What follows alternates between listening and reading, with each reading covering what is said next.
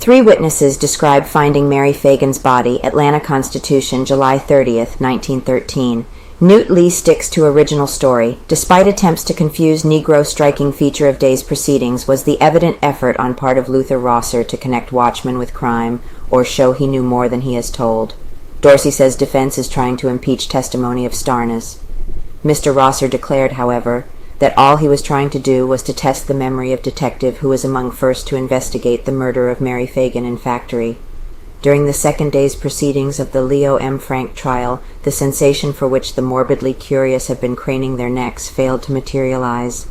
Nothing that has not been printed in the papers was brought out.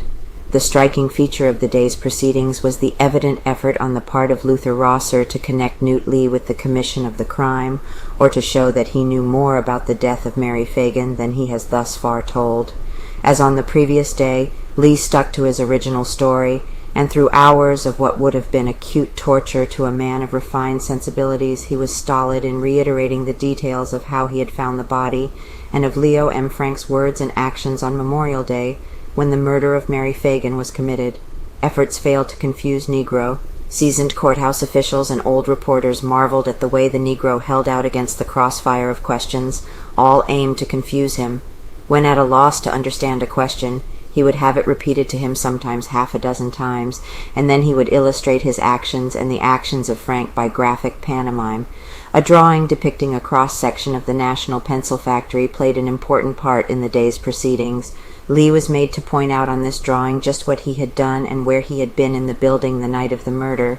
The drawing was difficult for an illiterate person to decipher, but Lee was not confused to any extent, and then only for the moment. Trial progresses slowly. Only 3 witnesses were placed on the stand. Tuesday, Newt Lee, who was testifying when adjournment came Monday. Sergeant Dobbs of the police force, who went to the pencil factory the morning the body was discovered, and John STARNES of the Atlanta Detective Department, who called up Leo Frank, April 26th, and informed him of the murder. When adjournment was had, STARNES was still on the stand. A sharp clash took place between Solicitor General Dorsey and Luther Rosser during the time STARNES was testifying. Mr. Rosser sought to make STARNES recall his exact words while testifying before the coroner's inquest. Mr. Dorsey claimed that this was an effort to impeach the witness.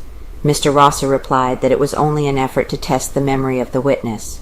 The crowd Tuesday was considerably larger than that of Monday, and during the afternoon session scores were standing. Frank maintained the outward calm of the day previous. At one time during Newt Lee's testimony, he laughed out loud at some sally of Luther Rosser's. Lee sticks to story.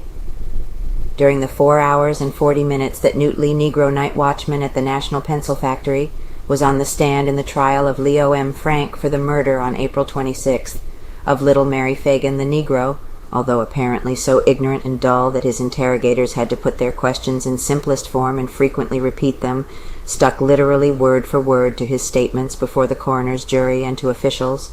In 1 or 2 cases, the darky declared that certain portions of the stenographic report of the coroner's hearing was incorrect, and despite the grueling and tantalizing crossfire of Luther Rosser, he hung out for what he declared to be the correct version of his statement. That there must have been some discrepancies in the record was also brought out by Police Sergeant L.S. Dobbs, who went on the stand Tuesday to tell of answering the Negro's call to the station house, also declared that his testimony before the coroner had been taken down incorrectly in part, childishly particular. In some instances, the Negro made corrections of which only the childish mind of an African would have thought. One of these occasions was when he positively swore time and again, and that was whenever he got a chance, that Leo Frank had never used the words, "Go out and have some fun, Newt." "Nor, sir, Mr. Frank," he said, "go out and have a good time, Newt," the darky corrected. Again he swore that when Sergeant Dobbs was reading the murder notes to him and reached the word night, that he interrupted with, "They's tryin' or lay hit on me," and not, "That means me, boss," as reported. In brief, the story which the darky told and hung on to like a loan shark to his victim was that he reported for duty at the pencil factory on April 26th at 4 o'clock, an hour earlier than usual, but as he had been ordered on account of the holiday to do. He said Frank was there and told him to go out and have a good time, and come back later, and that he went despite the fact that he wanted to lie down and sleep. Frank frightened by Gant.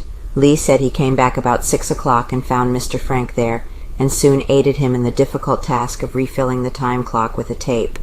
After that, he declared he was near the front door when Frank came out and almost ran into J.M. Gant, and Frank jumped back and appeared frightened.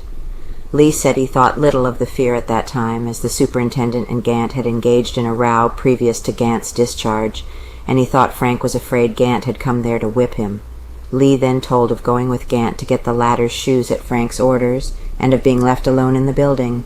He said Frank had called him up at about 7 o'clock, and asked if everything was all right and that this procedure was unusual. He declared that he had punched the clock regularly until he went to the basement about 3 o'clock and saw the body, and after finding it to be a real body and not a dummy placed there to frighten him, how he went to the office and called police station and then tried in vain to call Mr. Frank, tells how body was found. Sergeant L.S. Dobbs, who led the party of officers to the pencil factory on the Sunday morning that Newt Lee gave the alarm about the murder of Mary Phagan, was placed upon the stand following Lee.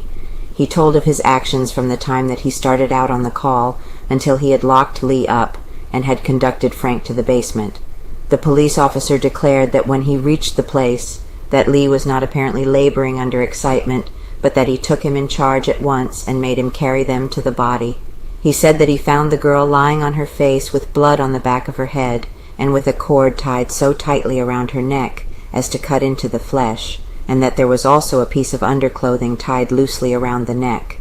The findings of the murder notes and reading of them to Lee were next described, and then the sergeant told of his finding the girl's missing shoe and hat, and of finding an apparent trace where a body had been dragged from the elevator shaft to the spot where it was found.